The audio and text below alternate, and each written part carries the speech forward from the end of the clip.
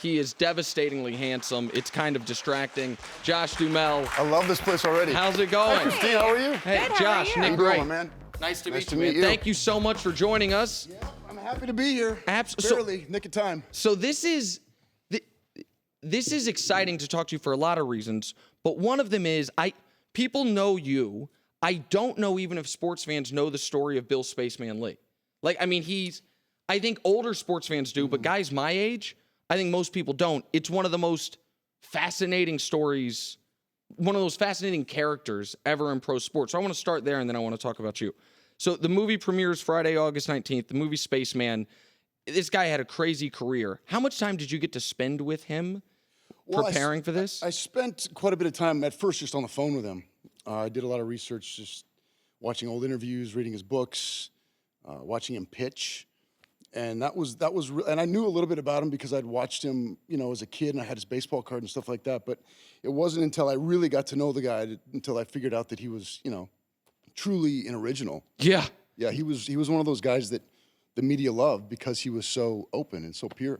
Did he tell you about the time he claims he smoked weed with George W. Bush under some dinosaur statue? Is that true? Well, I'm not alleging it. He alleges it happened. Well, then it probably happened.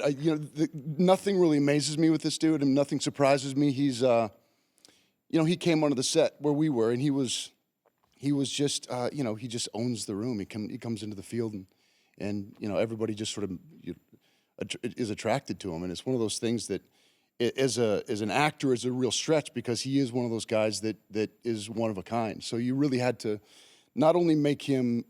He was a spaceman for a reason. He was this larger-than-life figure, but he was also going through a really tough time, especially in this story. All right, so this is let's show a clip. So Spaceman tells the true story of former Major League Baseball pitcher Bill Spaceman Lee following his release from the Montreal Expos. This is a really cool scene where I guess it's his agent is trying to get him back in the majors. Let's show it to everybody.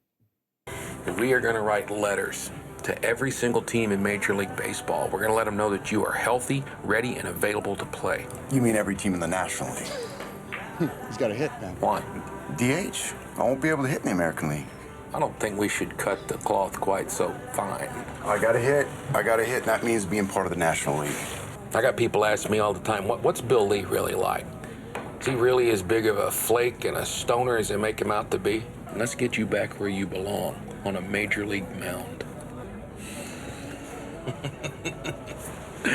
Viva la Spaceman! Yeah, that's pretty much how it happened. So I obviously haven't seen the movie yet.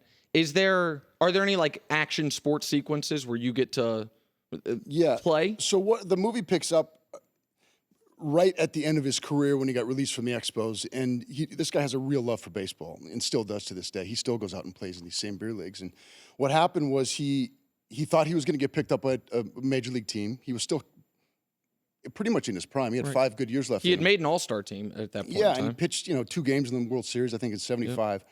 And he was really good still when he got blackballed from the league. So he figured he was going to, somebody would pick him up. And after he realized that nobody was going to do that, he had to still play. So he went and played with in these beer leagues up in Northern Canada. And to this day, he still plays in those same leagues. So you were an athlete, right? You played quarterback in college? Yes. So for you, did you always, once you became a full-time actor, obviously, and it was your career, did playing, even though this isn't like an old school sports movie where you're dropping back in the pocket, but was playing an athlete one of the things on your checklist? That would be really cool. Yeah, I mean, this is, because I played sports my whole life, this is something, as an actor I always wanted to do was to, do a sports movie. And I figured at this point in my life, I'd be, the only chance that I'd have to play an athlete would be somebody just barely hanging on at the end of his career. And that's literally what, this movie was. He was a guy just trying to hang on. And so it fit perfectly. Plus I love the story. And we did this for I'm shooting Transformers right now. Right. And we just finished in Detroit. Little indie film. And we shot this movie literally for the coffee budget of what we, do with Transformers. For, yeah. All right, if I tell 16-year-old Josh Duhamel, you can be a pro athlete or a famous actor, what are you taking? As Josh Duhamel as a kid? Josh Duhamel at 16 years old. I would have been an athlete. An athlete? Yeah. All right, if I And tell, then I realized I wasn't nearly athletic enough. what was your favorite This sport? was- What was your favorite sport to play? Basketball through high school, and then it became football. Okay, so it became football. Mm-hmm. Right now, your career that you've had and will continue to have, or Jordy Nelson, which one you want? I picked a white wide receiver because why Well, not? I mean, first of all, Jordy Nelson's a Packer. And Oh, I'm he's a huge and I'm a Vikings huge fan. Vikings okay, fan. so all right, that- you're that right, you're right, automatically- you're right, you're right. I take You it have back. to give me another I take example it back. because that's a I take it no-brainer. back. All right, so the career you have had, or Cordarrelle Patterson. And Cordarrelle's looking good this year. I know that's what. He's Yeah, looking a little good. comeback story. Yeah, he's looks like he's going to catch some passes too. He's not going to just return kicks. So I would still, the thing about professional sports is it's such a small window. Right. So you can do this forever. I would say that because I get to do this, it's going to be less and less as I get older. I would imagine because there's not as many parts, but it's something that you don't ever really have to retire from. All right, so this is an awkward question, but I'm going to ask it anyway. Whereas an athlete, you're sort of forced into retirement. Forced into retirement, and by the way, people get to hit you. That's like, that's that true. ain't great. That's true. All right, so Do you think professional football players make enough money? no. Professional football players? I don't think they can pay them enough. I don't want to say they don't make enough. What I want to say, I can say this. I wouldn't do it. If you gave me the talent and the ability. And $20 million, you wouldn't do it? No. Really? I would play in the NBA in a heartbeat. But you want me to go play football?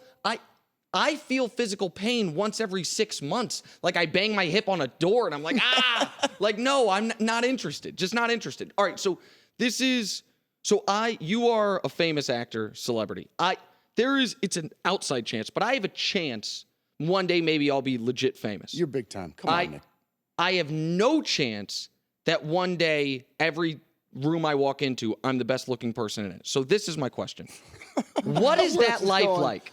What is that life like? Like I think I have an idea of what it's like as an attractive woman. I don't know what it's like as an attractive man. What? Like before you were famous, would you like go to a restaurant and people would be like, "Oh, here's our best table." Like what is it like what is that like? I'm curious. You're objectifying me, Nick. Yeah, he gets I feel like to a piece of he gets meat to over marry here. Fergie. Like, is it? But that was because of personality. right. Listen, it's fleeting.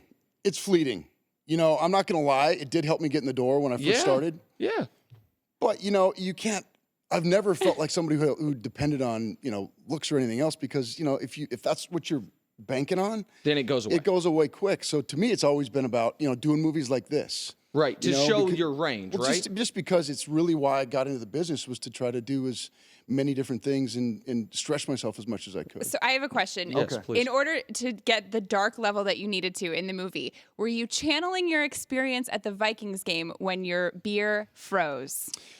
Did I tell you that? By the way, I met her at the Ben Lyons At New Year's Year's Eve party last year. Yes. How many days did it take you to recover from that, by the way? I don't want to talk about it. Took me several days. I do not want to I talk love about that that. Kristine I runs was in very celebrity sick. circles. I was very sick the next day. There's something Very about sick. Ben Lyons New Year's Eve parties that I don't know. But you It's have like- to tell the story about you being a Viking. So I went to the Vikings. I went to the Vikings Seahawks playoff game last year, and it was the game where Walsh missed that little 27-yard field goal to lose it. Yeah. We had the game won, and I'm not even going to talk about the shuffling of snow boots walking out of that place. It was just like silence. All you could Yes. hear was the shuffling of those snow boots.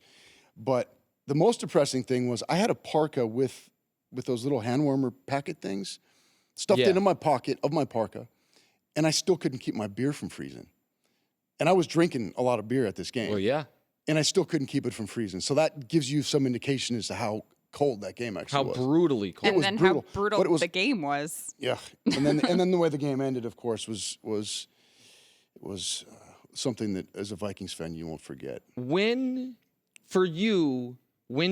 At what point in your career were you like, you know what? I've made it. Like I wanted to be an actor. Even if you didn't necessarily think I'm one day going to be in the Transformers movies, like in Superstar, at one point were you like, you took a deep breath and you were like, wow, like this is going to be how I make a living. Well, I was going to go to dental school. That was my original plan. I got my degree in biology. I was going to go to dental school, moved to California, I think with the idea that I wanted to do this, but didn't tell anybody. And then once I decided that I was going to do it, there was no turning back. So there was no choice but to succeed. I mean, I had no fallback, or else I was just going to keep working, digging ditches. Right. I was literally doing like grunt labor for years up in Northern California. And so it was either succeed or not. Or go back and so to I that. never gave myself any sort of fallback. And I still feel that way. I still feel like I have to grind it out. It's a tough game, and you have to keep, battling to get the parts that you want, to get into the movies that you want. Granted, it's a little easier than it was before, but it doesn't necessarily mean that I'm going to just take work because it's Right. there. I'm still trying to do things that, not everybody wants me to do. What's I have to prove to them that I can do it. What's your favorite role that you've done? This is up there. Spaceman is definitely up there. Did a movie called Scenic Route, which I loved. Truthfully, every one of them is different in its own right. I mean, it's the Transformers movies are fun because they're a spectacle. Right. You've got helicopters and cranes and explosions and every kind of piece of technology you can imagine. But I don't get to do the same kinds of things that I do in a movie like this. So, talk about Safe Haven or any of these chick flicks. Such a good movie, Safe Haven. Loved that one. Probably not his favorite. But they're all their own animal. All right, flip side here. And Josh Duhamel with us, by the way. Spaceman, it premieres Friday, August 19th. It's the story of Bill Spaceman Leahy trying to get back into the league. The flip side of that question, what is, if you're scrolling the channels or on HBO, whatever, and you see a movie on that you've been in that you can't change the channel quickly enough? That you're like, oh, God.